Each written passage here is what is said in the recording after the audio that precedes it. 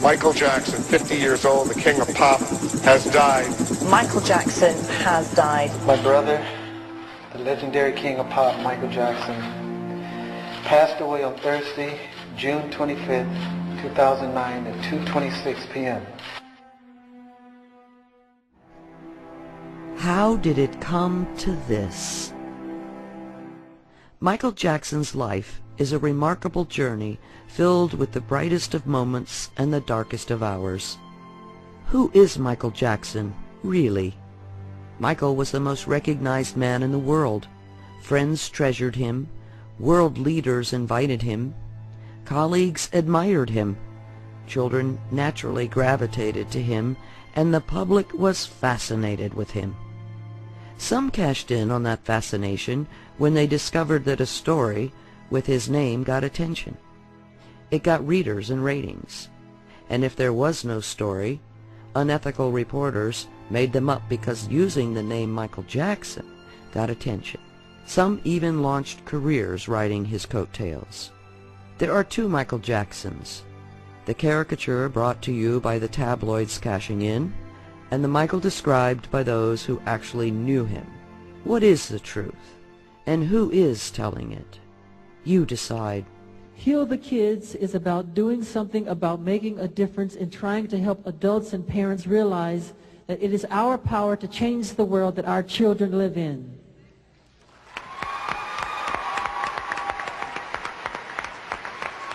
Who among us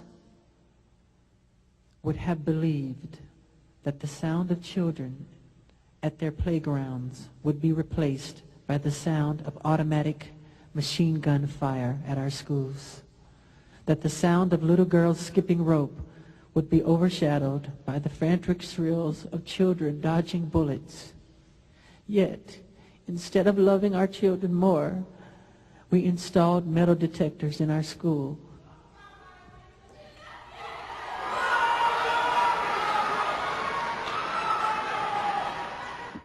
Friends, the foundation of all human knowledge, the beginning of human consciousness, must be that each and every one of us is an object of love.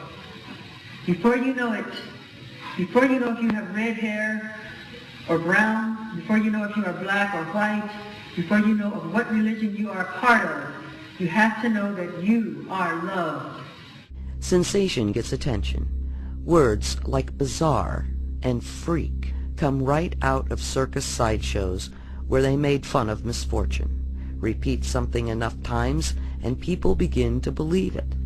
Using those tricks and others allowed the media to use Jackson for profit. And while they were focused on the color of his skin, his face, and obsessing about the paternity of his children, the real story, Michael Jackson, the humanitarian, went untold.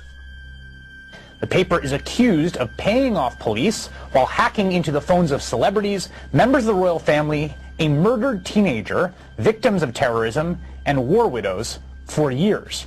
British police now say they've uncovered nearly 4,000 hacking victims. 4,000. And it's hard to imagine that at the lowest points of your life, you could get any lower. And then hearing that somebody may well have been listening to those very intimate conversations, and you realise that things can get lower. How we improve the ethics and morals of the press in this country and make sure they improve for the future. How people can get up in the morning and think that's a good idea for the sake of a story is beyond me. Ambush journalists take advantage too. The game is to gain someone's confidence with promises to expose the truth, but instead ambush with surprise questioning and clever editing. Martin Bashir filmed Jackson, then released a cut-and-paste hit piece, only to make a name for himself. He inserted innuendos about children in voiceover that led another family using the same attorney to repeat an old idea, accuse Michael and extort money a second time. Instead, Michael went to trial and proved his innocence. Not guilty on 14 counts. But the damage was already done. Unethical journalism is not above using subliminal messages to direct your thinking. Notice in this promo where they placed a king's crown. That's not an accident. That's planting a suggestion. While Bashir and his crew were here at Neverland, they got to witness what has become an almost weekly experience. Busloads of children, some from the inner city, some orphaned, some terminally ill, but all of them escaping their reality to spend the day at Michael Jackson's creation. About Michael's ranch, Mr. Bashir's on-air comment was, "One of the most disturbing things is the fact that a lot of disadvantaged children go to Neverland. It's a dangerous place for a vulnerable child to be." But what he said behind the scenes was this. I was here yesterday and I saw it, and it's nothing short of a spiritually kind thing. He made Michael Jackson think this was going to be a positive documentary, and Michael trusted him partly because he had worked with Princess Diana. This comment about Michael's method of raising children was included on Bashir's special. They are restricted. They are overly protected. I was angry at the way his children were made to suffer. But this was not. Your relationship with your children is spectacular. And in fact, it almost makes me weep when I see you with them. Michael didn't learn till after the documentary was made that Martin Bashir had been officially reprimanded in Britain for unfair journalistic practices. Is there things that you left out of the thing? You're like, I'm happy I did? Absolutely not. It was difficult because, I guess to some extent, because I come from Britain where we don't do sycophantic interviews. We don't really suck up to people very much. We don't do that kind of thing. When I made the documentary, there was a small part of that which contained a controversy concerning his relationship with other young people. But the truth is that he was never convicted of any crime. I never saw any wrongdoing myself. And whilst his lifestyle may have been a bit unorthodox, I don't believe it was criminal. Some reporters played tabloid roulette while Jackson was fighting for his life and for justice in court. Las Vegas, the place is up for grabs tonight. Odds 2-1. Jackson will be convicted in 1 to 5 counts. Cha-ching. Welcome back, everybody. I'm Nancy Grace. Thank you for being with us tonight. Some reporters stir up people's emotions for ratings or call themselves experts, use innuendo or the line, "sources tell me," to plant suggestion and pique interest. They dehumanize before they dismember the celebrity they target. What was all that fuss about the mask, his skin color, umbrella? We thought they were eccentricities. Could this in fact be a personal style that evolved to disguise a serious disease? Michael had lupus, a lung disease, and vitiligo. He didn't bleach his skin. Vitiligo destroyed the pigment. Many patients with lupus have vitiligo. It started on his hand. The glove came into being to camouflage. Quite a few of my patients have fibromyalgia. He may have suffered from that. Very common to be an insomniac. One thing you say to lupus patients, don't let the sun hit your skin. That's right. The mask kept paparazzi stalking Michael from splashing unflattering pictures and headlines in tabloids the next morning. And the obsession about paternity. What was really behind those stories about race and having children? Was it thinly veiled racism? Well, one glimpse at Michael Jackson will show you that he doesn't really look like an African-American man anymore. I think the Jackson family is all about this. I think that's why they'll fight for the children, because where the children go, that's where the money goes. Who's the real baby daddy of at least the first 2 kids? These kids are not biologically related to Michael Jackson. They're not. And I keep reporting that, and the fans keep saying, no, they are. They're his. Yeah. No, they're not. They're not. Get a clue. Get a clue. Because, well, the children don't necessarily, and I guess the biracial children could look different, and they can be whiter or darker, or they can be sort of all one or all the other. Yeah, but blue eyes, not so much. And questioning paternity or skin color only insults families who adopt or use fertility procedures to have children. It is Michael Jackson, and he lives to be strange. He's in free fall now, and we all got to stay glued to the set till we see the splash.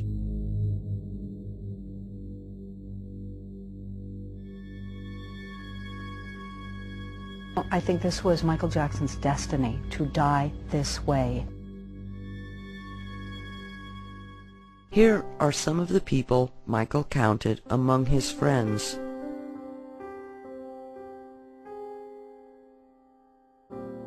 Michael was a cheerleader for humanity.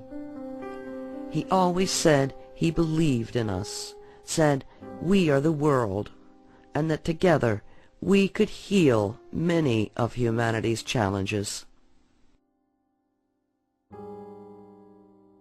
How do you heal the world according to Michael? His lyrics tell us how. You ask people to stop fighting, lay down their weapons, hear the earth's song and become her stewards, and save the children. Michael Jackson was a person who championed children, not harmed them. That's why he was exonerated by the law. He was found not guilty because he was innocent. Always has been. I've said many times since the verdicts that the reporting hit the bottom of the barrel. Not with everybody. We had very professional journalists, people I still call journalists, but we also had bottom feeders like Court TV. Diane Diamond from Court TV had been sued by Michael Jackson in the mid-90s, very contentious litigation. Tom Stead and the DA had risen to her defense, signed sworn declarations in her civil case. They stayed in touch for a long time. She really identified herself with a conviction in all of her media work. She was reporting back to Lisa Bloom, the daughter of Gloria Allred, who constantly reports Michael Jackson and tries to get involved in anything he does, even when she has no stake in the matter. And of course, Nancy Grace was the third one on that show. They want to create daily drama, daily conflict, daily excitement, and that's never going to change. Their priorities are ratings and money, and they will do whatever it takes to obtain those priorities. Ever ask yourself why we never heard about Michael Jackson from the people who actually knew him? Why didn't the media tell us about Michael, the man? I've never had a nicer gentleman, a more appreciative person with more well-behaved kids come to the zoo. Not what you expected.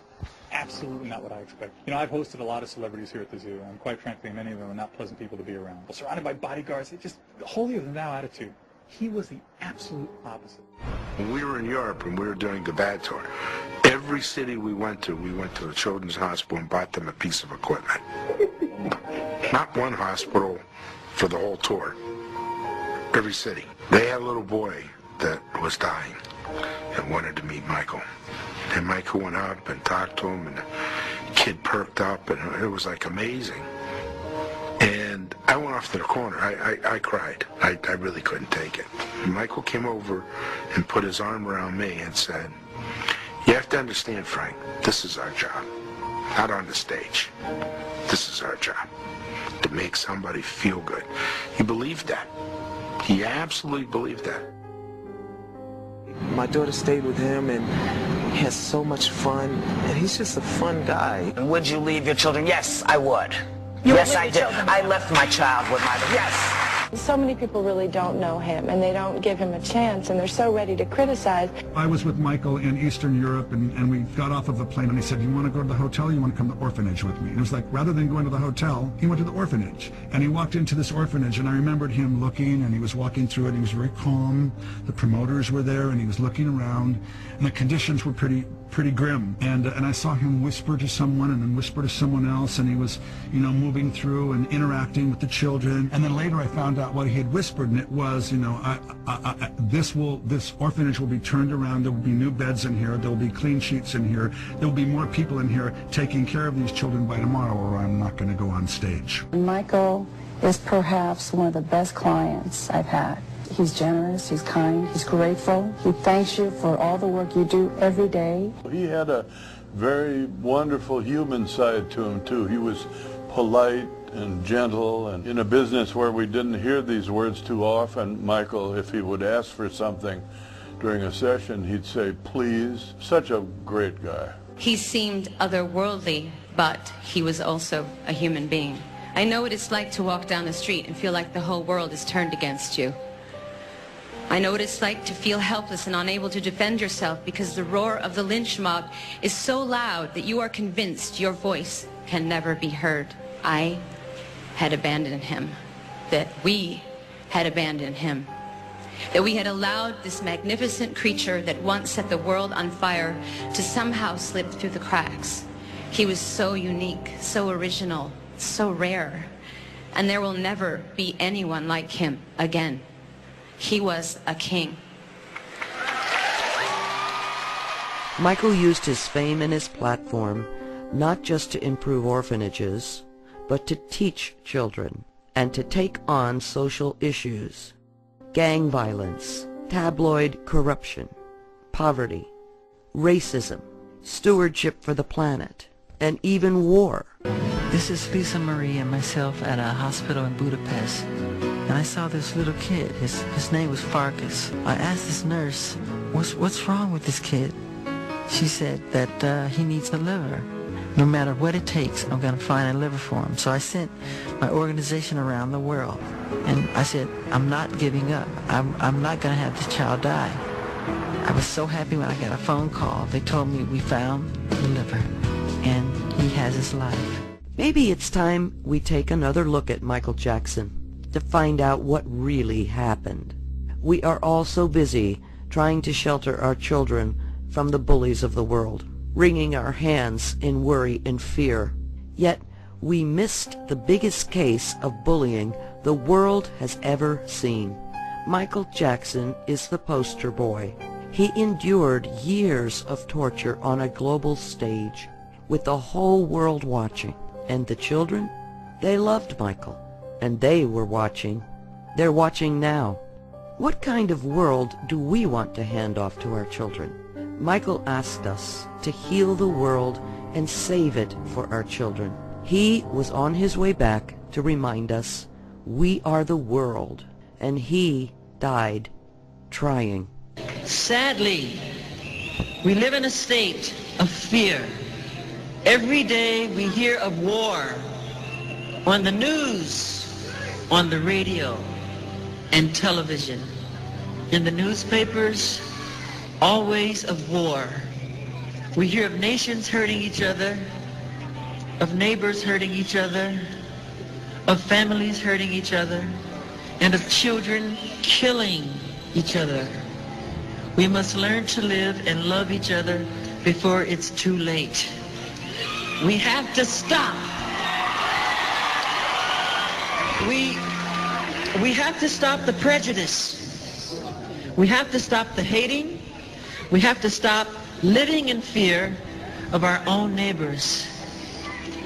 I would like all of you now to take the hand of the person to the left and to the right of you. Go ahead, right now, I mean it. Don't be shy, do it. It starts now. To the person next to you, to the left and the right, I mean it, right now. Go ahead, don't be shy, do it. Do it. Now tell the person next to you that you care for them. Tell them that you care for them. Tell them that you love them. Tell them that you love them. This is what makes the difference.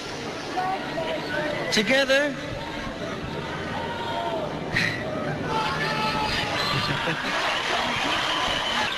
together, we can make a change in the world. Together, we can help to stop racism. Together, we can help to stop prejudice. We can help the world live without fear. It is our only hope, and without hope, we are lost. Just wanted to say, ever since I was born, Daddy has been the best father you could ever imagine.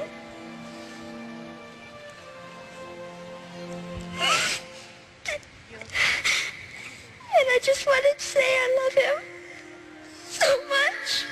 I looked at him and I said, Michael, I got to be honest with you. If more people saw this side of you, I don't think you'd have nearly the types of controversies that you face all the time. And Ari, the thing that'll stick with me as long as I live is he took my hand with both hands, shook it hard, he looked at me and said, Ron, the problem is no one will ever know what it's like to have to be me. No one will ever know what it's like to have to be me. And it really taught me a lesson. Don't prejudge somebody by what you always hear in the media.